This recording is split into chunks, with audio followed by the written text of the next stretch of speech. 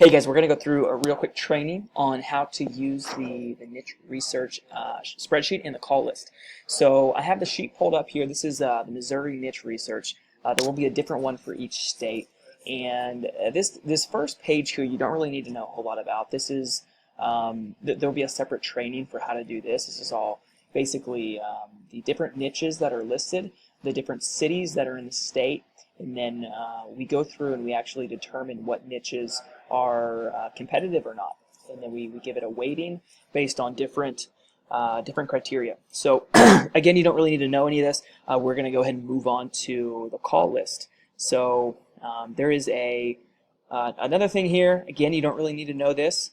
All you need to know is the call list tab down here.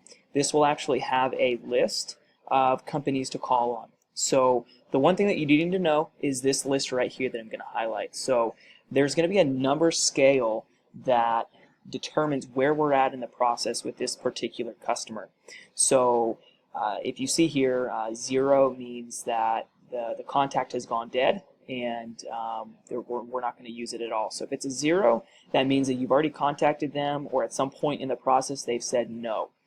0 means that they're basically off the call list. Number 1 is a cold lead, means that we have not made contact with them yet, and we need to go ahead and call on them. So the next one is called, emailed is going to be a number 2, and the next is going to be once more info is going to be a 3, sent info, waiting to reply. I'm not going to go through all these, but basically each one of these denotes a specific part of the process, and you'll actually go through at any point in the process. Let's say you you left a voicemail and that's it. So we're at that point in the process. You'd actually mark it as a 5. So let's say I called on MC Installation and I left a voicemail. I would just go in here and put a 5. So since this all updates in real time on Google Sheets, we'll be able to know exactly where we're at in the process with this. Let's say they call back and they're super interested, and you were able to get them set up with a phone call with Daniel or Ryan. You'd then go ahead and switch that over to a 6. Then as they then we'll actually go in at that point. Dan or Ryan will go in, and they'll probably take it from there. Let's say we were to set up an in-person meeting, then they were highly interested, thinking, they saw the proposal, whatever, and then we close them and sign the contract. So then 10 would be marked off, and we'd be good to go at that point. So one thing I will say is this scale up here could change. This is kind of a moving process here, so the weightings, the numbers could change. So just make sure you pay attention, find out wherever you're at in the process, and then update accordingly. So that will give us a very good indication of how to keep track of everybody. And then the second thing is there is a comment section over here. So for some reason this went away, but you will go ahead and kind of keep comments on them. So let's say this Bill from Mocan Carpet, let's say you called him, he's interested, wants more info, and that's kind of where we're at. So you'd basically say in here, called, maybe the guy was super nice, very receptive. If I could type, receptive, and he wants more info.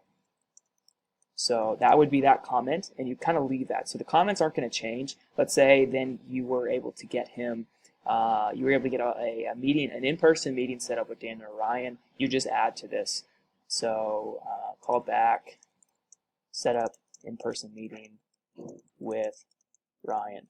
So you basically do that, and then you just continue to add to that. So we have a really good idea of how the call went. We have a good idea of how the customer is, and so forth.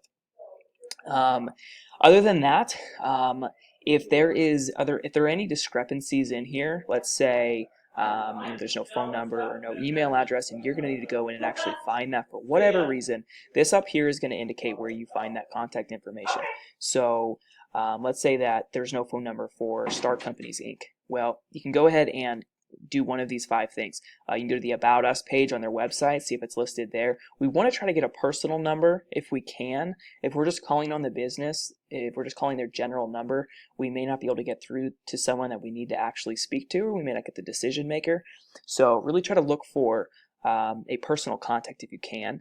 Then you can look on their contact page, you can look at the footer for the contact information, and then you can even start really doing some research and go to their Facebook page or go through their business Facebook page and see if you can find different emails or phone numbers. So from there, that should about do it. If you have any questions, get with your supervisor and they'll be glad to answer that. And that should be good. All right, thank you so much.